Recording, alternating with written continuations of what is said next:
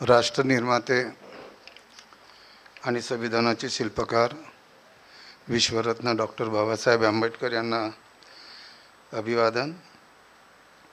आजच्या कार्यक्रमाचे प्रमुख अतिथी आणि ज्यांच्या हस्ते डॉक्टर भीमराव रामजी आंबेडकर संविधान सन्मानपत्र प्रदान करण्यात येणार आहे ते आदरणीय न्यायमूर्ती खोब्रागडे सर, उच्च न्यायालय खंडपीठ नागपूर, मॅडम खोब्रागडे, आजच्या कार्यक्रमाच्या अध्यक्षा मॅडम खोब्रागडे, हे 3 खोब्रागडे समोर खोब्रागडे आहेत।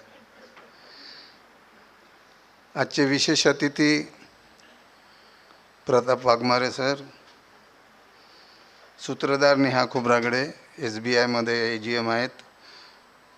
प्रास्ताविकेचं वाचन केलं ते निर्जरा मेश्राम, ती LLBची स्टुडंट आहेत आणि सर्व सन्मानार्थी वर्ष 2024 आणि वर्ष 2025 यासाठी आमच्या विनंतीला मान देऊन आलेले निमंत्रित सर्वांना मी सप्रेम जय भीम करतो।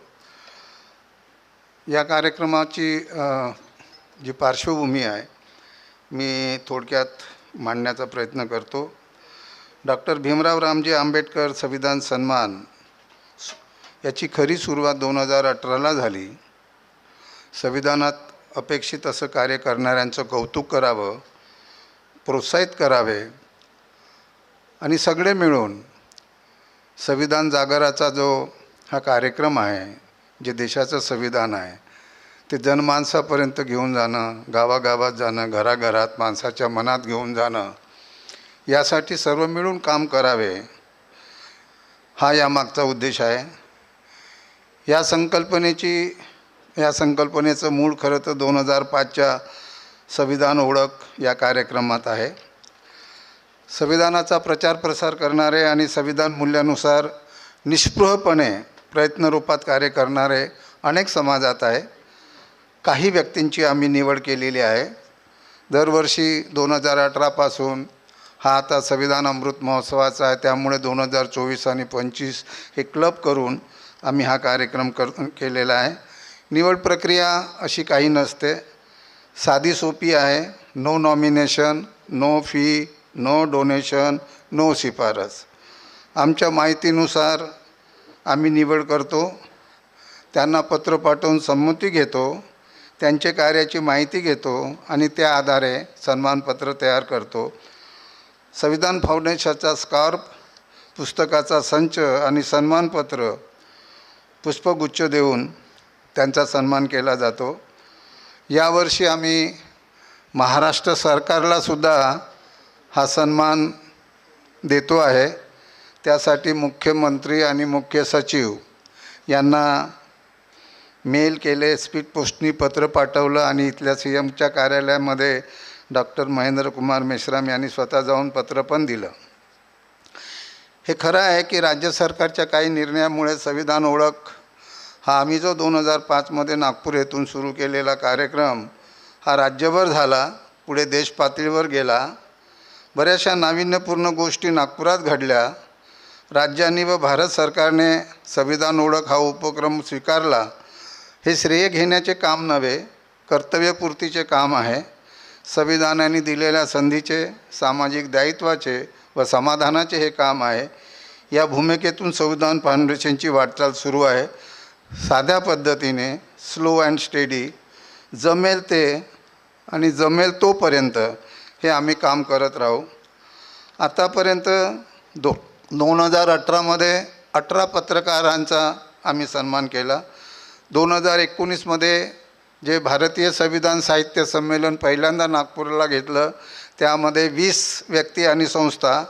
2023मध्ये 23 जून महिन्यात 15 जूनला कार्यक्रम झाला होता, त्यामध्ये 25 अशा आतापर्यंत 63 व्यक्ती आणि संस्थांचा गौरव करण्यात आलेला आहे। आजच्या कार्यक्रमात वर्ष 2024चे 10 आणि 25साठी 10 अशा 20 व्यक्ती आणि संस्थाचा आम्ही माननीय न्यायमूर्ती खोब्रागडे सर यांच्या हस्ते गौरव करणार आहोत।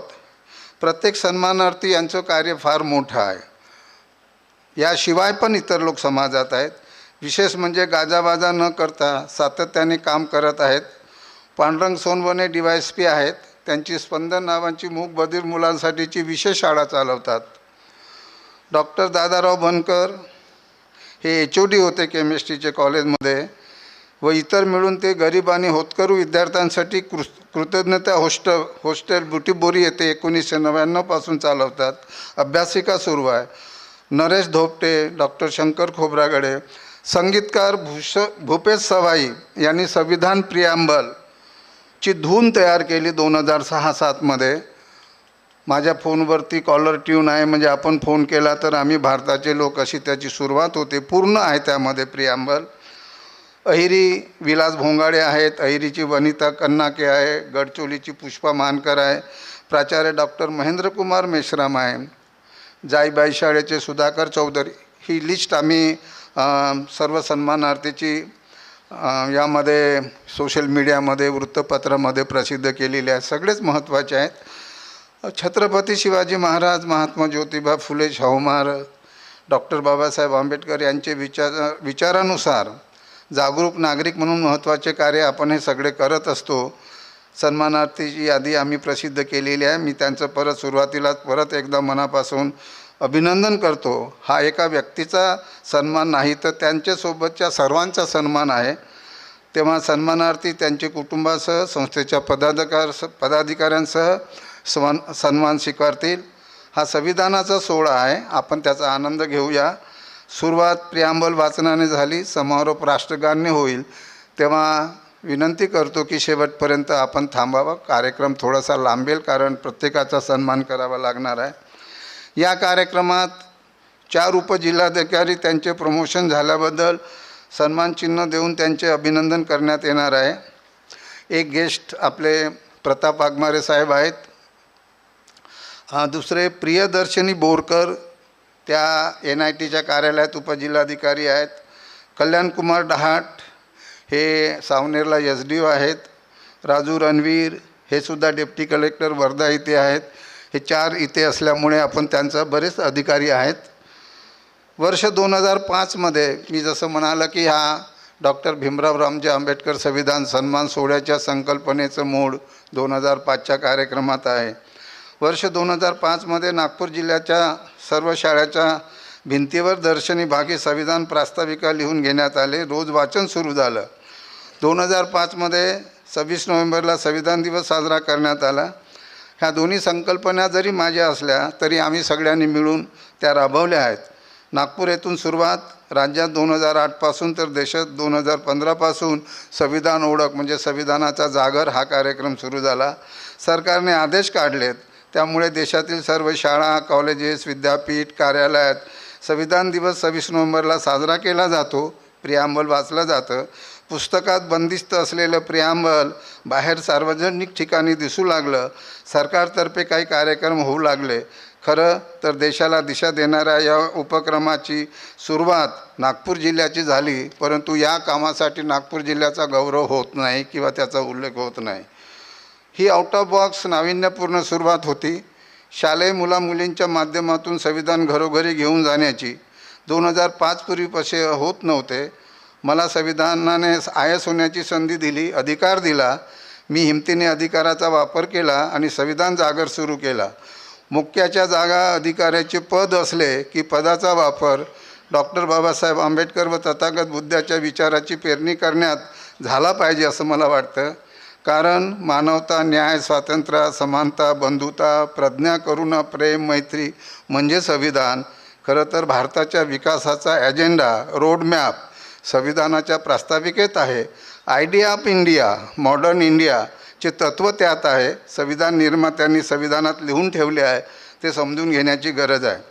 आम्ही संविधान फाउंडेशनच्या वतीने सरकारकडे अनेक सूचना केल्या आहेत. काही लागू झाल्या आहे, काही होणे बाकी आहे.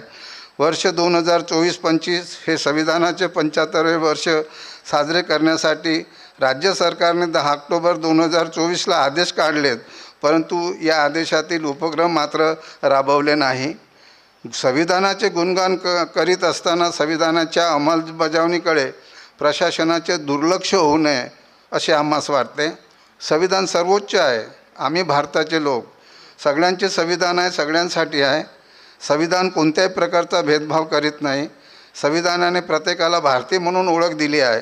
संविधान आणि कायद्यानुसार वर्तन हे प्रत्येकाचे कर्तव्य आहे. संविधानिक संस्था, कायदेमंडळ, कार्यपालिका व न्यायपालिका यांच्यावर संविधानाने फार मोठी जबाबदारी टाकली आहे. ही जबाबदारी प्रामाणिकपणे पार पाडली गेली नाही तर संविधान अपयशी ठरेल, हे डॉक्टर बाबासाहेब आंबेडकर यांनी 76 वर्षापूर्वी त्यांचे 25 नोव्हेंबर 1949च्या भाषणात सांगितले आहे. हे भाषण प्रत्येकाने वाचले पाहिजे. विशेषतः ज्यांच्याकडे अधिकार आहे त्यांनी वाचावे आणि प्रत्यक्षाने संविधानाची शपथ लक्षात ठेवून कारभार करावा, म्हणजे लोककल्याण साधले जाईल, सामाजिक न्यायाचे काम होईल. बाबासाहेब म्हणतात, अनुसूचित जातीच्या लोकांच्या हक्काचे संरक्षण करण्यासाठी मी संविधान सभेत आलो. बाबासाहेबांनी अनुसूचित जाती, जमाती, ओबीसी, अल्पसंख्याक, महिला, बालके व सर्वसामान्य म्हणजे सर्वांच्याच हक्काचे व विकासाचे, माणुसकीचे, कल्याणाचे, माणसाला प्रतिष्ठा देणारे, संधी देणारे, सन्मानपूर्वक जगण्याचे सुंदर असे संविधान खूप कष्टाने तयार केलेले आहे. संविधानाचा भाग 3 आणि 4 वाचला तर आपल्या लक्षात येईल.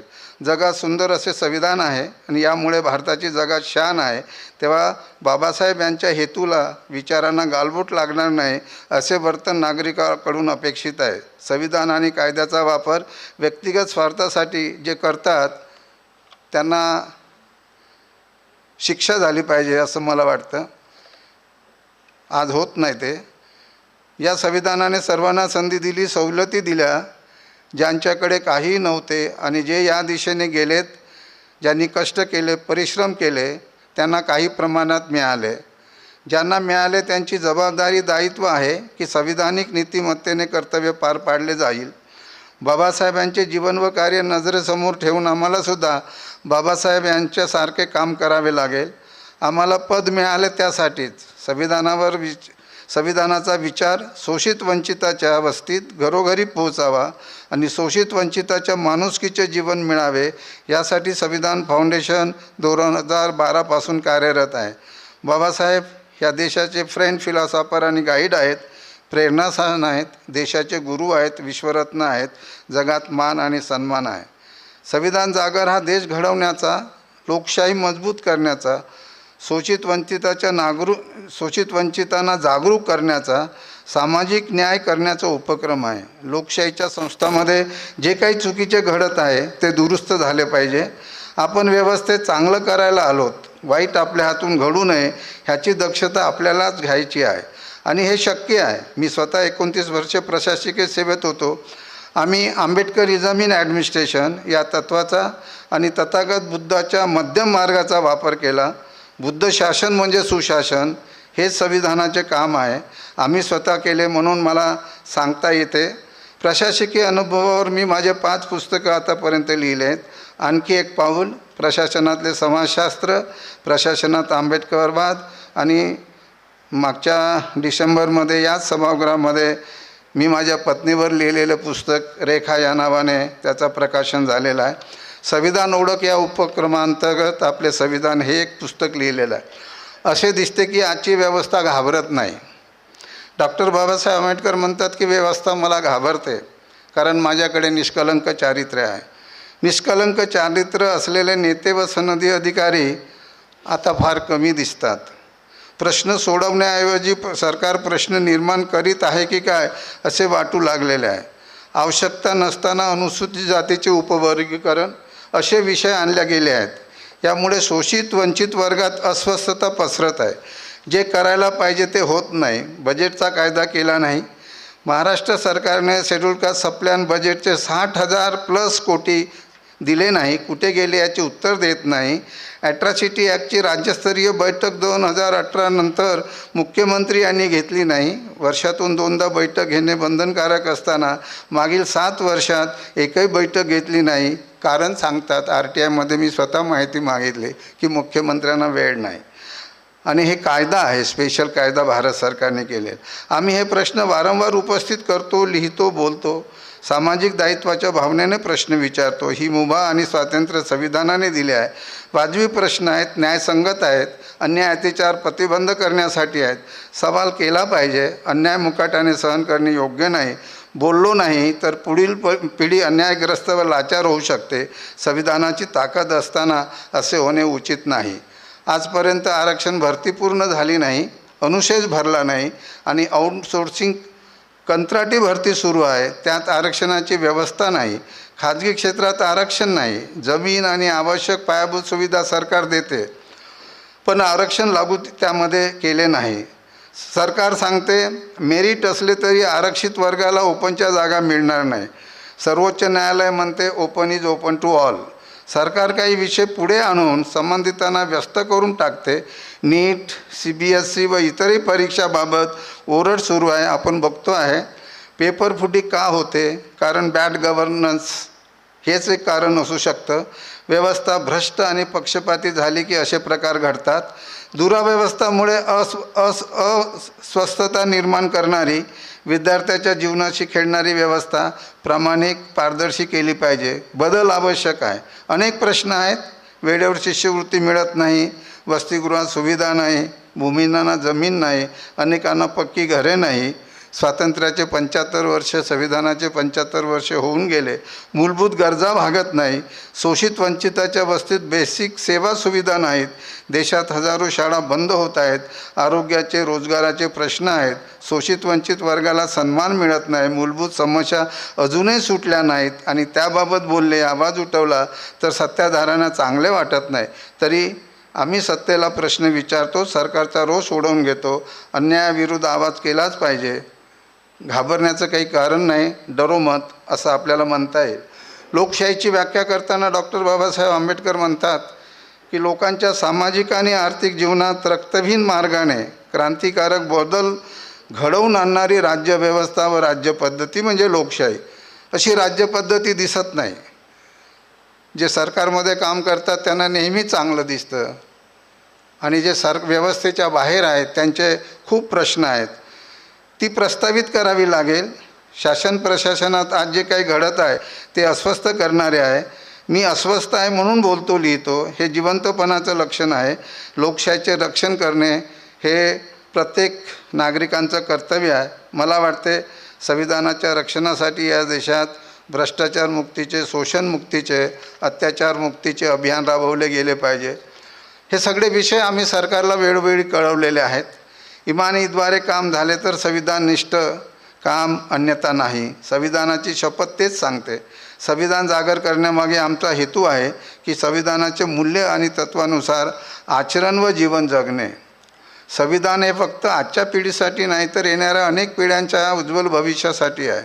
देशाला शक्तिशाली, विकसित, सुखी व समृद्ध करणारे आहे.